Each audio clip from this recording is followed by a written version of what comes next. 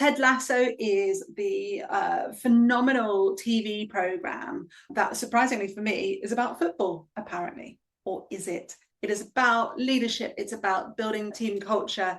It is about how do you prioritize the human within a work performance-based setting, especially under high visibility. The whole Ted Lasso series really speaks to me as it calls on so many of the recurring themes I've experienced in my career. Themes of feeling underestimated, themes of people mistaking my smile and bubbliness as fluffy, and then being shocked that I expected them to know their numbers. Themes where the softer stuff has been dismissed as less than, and those same people have found it too hard to do themselves. Ted Lasso tells the story about the kind of leadership work that I've spent my entire career doing, the invisible, incremental, often unvalidated work of shifting culture, one conversation, one expectation, and one word at a time. Through flawed characters, dramatic redemption arcs, entertaining puns, and biscuits with the boss, the writers and cast of Ted Lasso have achieved an insight into the modern world of leading teams that lulls us with a folksy charm whilst thwacking us with the strategic importance of strong relationships at work. It places relationships as the driving force behind strategy and performance, and it does not compromise on the longer-term vision to prioritize short-term gains. My favorite moment, the one that completed the circle in my heart that I didn't know was broken until one of the final episodes, Trent Crimm, the Independent, turns around and says to Ted, "You haven't switched tactics in a week. No, you've done this over 3 seasons.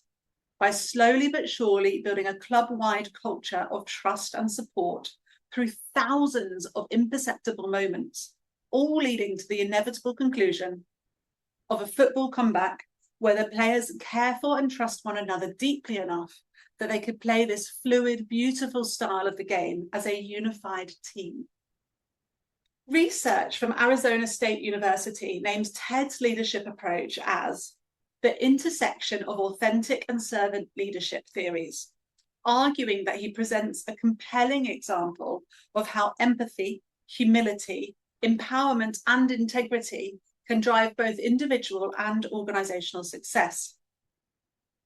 What Trent is observing here is Ted's almost unexpectedly disciplined approach to leadership. Leadership that is rooted in curiosity and consistency that holds up in complex, high-stakes organizations, not despite, but because it prioritizes human connection over corporate posturing.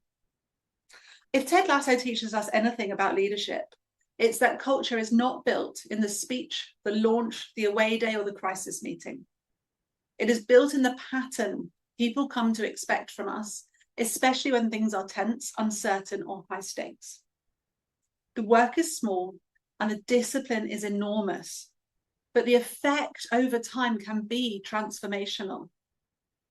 So one question for you.